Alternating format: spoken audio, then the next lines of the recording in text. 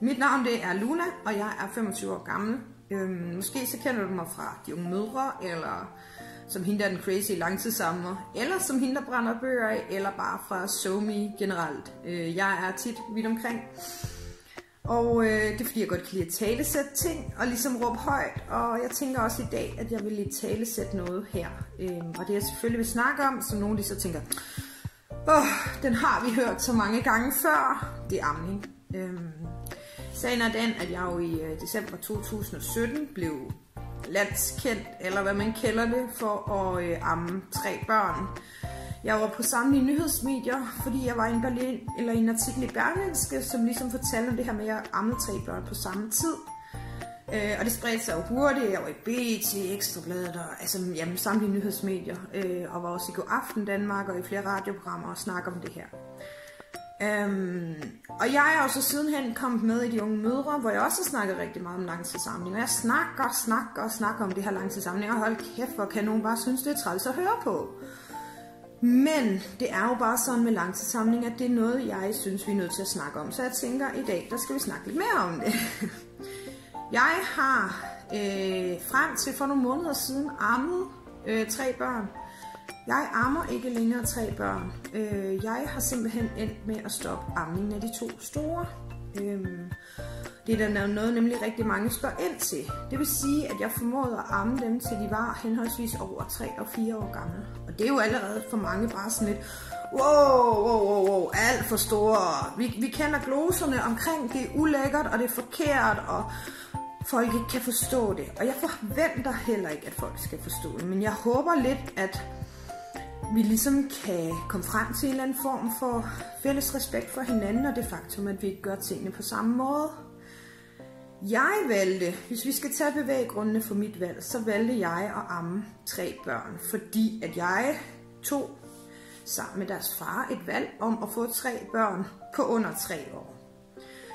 Det betyder, at når man får 3 børn så tæt, så vil der gå en del af opmærksomhed fra dem. Det er jo ikke, man kan jo ikke være alle steder på en gang. Og derfor havde jeg ligesom det her behov for at opfylde deres behov. Og man kan sige, at amning er jo et basalt behov, de har fra naturen. Vi lever bare i et samfund, hvor at det er normen, at man afvender dem, når man skal tilbage på arbejde, eller man afvender dem, når det ikke passer ind i familielivet mere. Og det er jo også vigtigt at understrege, at det hele skal passe ind i familielivet. Man skal ikke gøre noget bare for at gøre det. Men for mig personligt har jeg vægtet det rigtig højt, fordi jeg har fået 3 så tætte børn, og det har været en måde at kunne give dem noget tryghed og noget nærvær, som var noget, de kendte.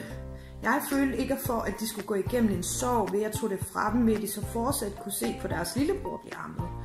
Det var i min optik ikke noget, jeg havde lyst til. Og jeg valgte også at fastholde den her amning, fordi at mine børn, de voksede op i et meget turbulent miljø. Deres far og jeg, vi havde ikke et særligt sundt forhold. Og det er ligegyldigt, hvor meget man prøver at skjule det, så det er jo noget, de har mærket. Og derfor har det været rigtig essentielt for mig, at de her børn har fået den her ekstra tryghed, at jeg altid lige har kunne give dem det her tryghed. For man kan sige, at amning er fantastisk tryghed. Det kommer lige pludselig, lige nu og her, og så de kan få ro på med det samme. Og man kan sige, at det der jo er, det handler om grænser, fordi for nogen så er grænsen jo gået for længst. For nogen havde de jo tænkt, jeg kunne sætte mig ikke engang holde til at amme over et halvt år, og nogen kunne ikke engang holde til at amme 2 børn. Og så sidder jeg her og ammer 3 børn.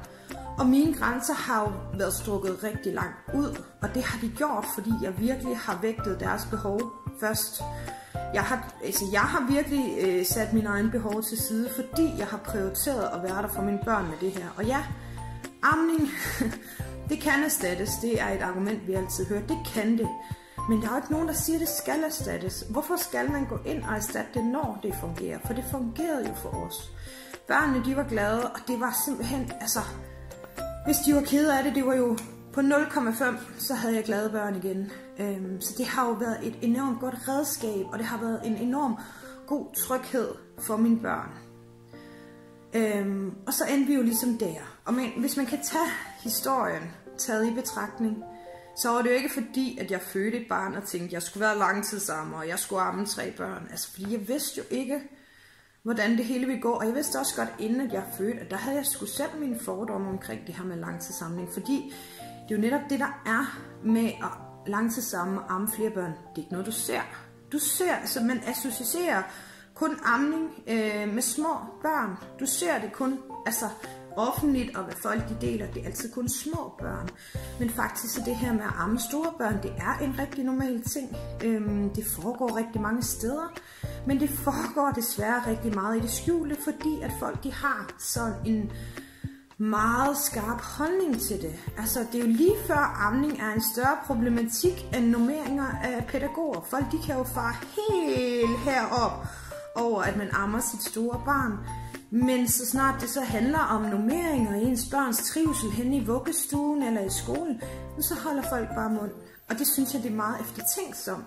At det altså også det der med, at jeg ammede 3 børn, at det ligesom kunne bryde så mange forsider. Fordi, hvor relevant er det? Altså, det er jo fuldstændig irrelevant, om jeg ammer 3 børn, så længe mine børn er glade og har det godt. Men om ikke andet, så er det sådan, det er. Og man kan sige, jeg fik ikke et barn og tænkte, jeg skulle langtidsamme ham. Jeg fødte Zacharias i september 2014. Og så blev jeg gravid allerede, da han var 4 måneder gammel igen. Og det var faktisk der, at jeg så kom til at tænke, for jeg kunne jo se, hvor stor en betydning amning havde for ham. Og det var jo også et valg, vi tog, at jeg skulle have et barn mere så hurtigt efter. Og der kunne jeg jo se, at det var han slet ikke klar til.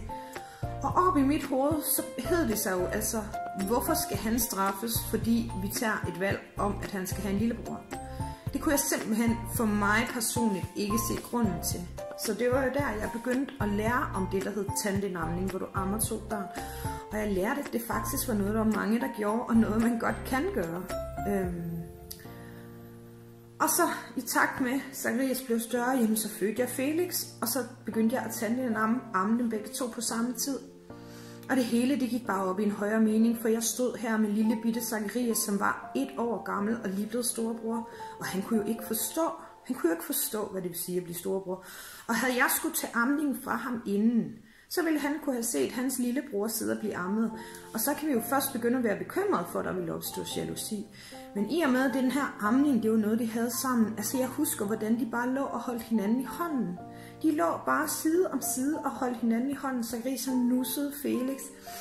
Og jeg er helt sikker på, at det har været med til ligesom at tætne deres bånd. Ikke fordi jeg sidder og siger, at brødre og søskende, der ikke er blevet ammet sammen, ikke kan få et tæt bånd. Men for mig var det bare tydeligt, at det gav dem rigtig meget, for Zacharias havde ikke nogen forståelse for, hvad det vil sige at blive storebror. Han anede ingenting. Han så jo bare Felix som noget, der lige pludselig kom. Altså han havde slet ikke den forståelse. Og i og med, at jeg kunne amme dem på samme tid, så gav det jo ligesom den her tryghed. Og så var det jo så, da Felix han var blevet 1 år, så havde jeg jo holdt fast i den her tandemamning, og det fungerede jo super fint. Der var ikke noget negativt med det. Der var ikke noget negativt for mig. Og hvis der havde været noget negativt for mig, så havde jeg også stoppet op og tænkt, hey, okay, måske jeg skal finde på en anden løsning. Men det fungerede jo så fint. Det fungerede ved, at de blev ammet i søvn. Og så lå de bare og sov, og det fungerede ved, at vi sammen sov, og om natten så vågnede de nogle gange op og ville have en tår mælk. Zacharias han begyndte at sove igennem, da han var 2,5 år gammel. Og så ellers, så var det jo bare sådan. Det er jo nøgleordet her, det er, at det fungerede for os. Og det er jo det handler om, det skal fungere for familierne hver især. Da Felix så var 1 år gammel, så blev jeg gravid igen. Og Felix var jo kun lige 1 år, og jeg havde jo det her forhold til det, at jeg synes jo faktisk, at mine børn selv skulle have lov til at sige fra. Selvafvænning, det er en ting. Der er mange, når jeg nævner det, som bare tror, det er et eller andet fis og humbug, jeg selv har fundet på eller læst om i en eller anden bog. Men selvafvænning er noget, børn gør naturligt, når de ligesom er klar til at cutte det her moderbånd. Og det ved jeg, fordi jeg kender så mange eksempler på børn, der har selvafvænnet. Det er bare igen noget, man ikke hører så meget om, fordi at det er så tabu at snakke om, fordi man er bange for, at der kommer alle de her folk og siger, du er så ulækker, du er så klam og pædofil, og jeg ved ikke, hvad for nogle ord, man kan få med på vejen. Men selvafvænning er en helt naturlig ting, og derfor så var det jo det, jeg gik ind for på det tidspunkt, og så tænkte jeg, så fastholder jeg amningen, og det gjorde jeg. Jeg fastholder amningen, og det er, lad mig understrege det sådan, det der med at amme, når man er gravid, det er ikke sjovt. Igen, der er det her, hvor jeg tager et aktivt valg om, at mine børns behov kommer først. Fordi amning, når du er gravid, det kan gøre ondt. Det er individuelt fra kvinde til kvinde, men det kan gøre ondt. Mælken, den forsvinder. så man tørhammer, og det er altså bare ikke nogen fest. Folk, de tror hele det her med at lange sig sammen, og det her med at holde fast og blive ved, at det er bare sådan noget, det er mit behov. Jeg elsker det. Og jeg vil sige, det har været hyggeligt at tage din arm i starten, men meget af tiden har det sgu ikke været det fedeste. Fordi det kræver sgu hele tiden, at jeg skal være til rådighed. Det kræver, at det er mig, der putter. Da vi boede sammen med børnenes far, så kunne han ikke putte. Det var kun mig, der kunne putte. Det var hele tiden mit ansvar. Og så er der jo rigtig mange, der så vil sige, jamen hvorfor stopper du så bare ikke? Fordi at det er jo som om, vi lever i det her samfund, hvor vi hele tiden skal tænke på os selv først. Men jeg vælger at blive ved, fordi at jeg ligesom tilgodeser mine børns behov. Jeg synes, det er vigtigt at sætte deres behov for os. Det synes jeg. Og igen, så skal man kunne være i det. Man skal have det godt med sit valg. Jeg sidder ikke og pådutter nogen lang tid sammen. Men for mig har det været så essentielt at følge mine børns behov, at det er det, der har kommet over mine egne behov. For jeg har det sådan, jeg er mor for en kort stund. Jeg er ung mor, og lige pludselig, inden jeg får set mig om, så er mine børn store. Og lige nu, der vil jeg rigtig gerne bare imødekomme deres behov, eller vil imødekomme deres behov. Ja. Og derfor, så er det simpelthen bare vigtigt at huske på, at det er, ikke morens behov. Det kræver rigtig, rigtig meget. Altså det kræver rigtig meget at sætte sine behov til side, og jeg kan godt forstå rigtig mange, de fravælger det, fordi jeg sidder ikke og opfordrer til, at man skal gøre som mig. Jeg sidder ikke og siger, at man skal være mig. Jeg sidder bare og fortæller, hvorfor jeg har taget de valg, jeg har gjort. Men jeg ammede igennem graviditeten, og det var rigtig hårdt. Og så kom Silas, og igen, ligesom da han kom, så snart man er færdig med at amme, så stopper alt det her med, at det gør ondt, og alle de trælse ting, det stopper, så snart han er ude. Og så gav det jo mening igen. Det gav mening, at jeg havde 2 ikke særlig store børn, som havde svært ved at forstå det her med at blive storebrødre, men som alligevel var blevet så bevidste om verden, at de godt lige pludselig kunne se, at de blev tilsidesat. Og så lige pludselig, så havde jeg jo stadigvæk muligheden for at kunne være der for dem ved at give dem det her via amningen. Og det var også det, der gjorde, at jeg holdt fast, og da vi så for et år siden flyttede fra deres far, så var det jo endnu vigtigere for mig at holde fast i den her amning, fordi at det var den her konstante tryghed.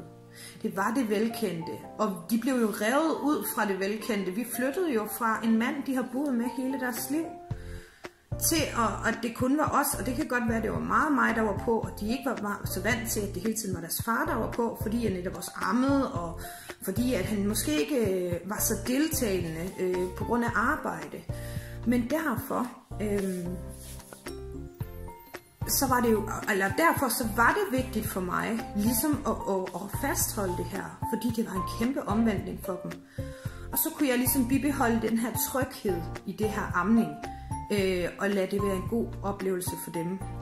Og amning har haft koloenorm betydning for dem, og det har altid været den her med, at så snart de var dybt ulykkelige, og bare ikke lige noget, når de fik den her nedsmeltning, som vi godt kender, jamen amning, det kunne redde det på 0,5. Det har været let, men det har været godt, og det har jo været fucking hårdt, og det er nemlig også det, jeg vil pointere. Fordi det, der sker, når man ammer store børn, det er, at kroppen kan udløse nogle hormoner, som gør, at du får det her, der hedder ammeaversioner. Og ammeaversioner er følelsen og lysten til ligesom at skubbe sine børn væk og sige, stop, nu skal vi ikke amme mere. Det er naturens måde at sige, nu er det ved at være godt. Og når man er i den situation og får de her ammeaversioner, som jeg har relativt fået meget det sidste års tid, så er man jo helt sådan i en kamp med sig selv, når man sidder her og mig og tænker, jeg vil bare så gerne imødekomme de her børns behov, fordi de har sgu ikke haft det nemt. Jeg vil sgu bare gerne gøre det bedste for dem.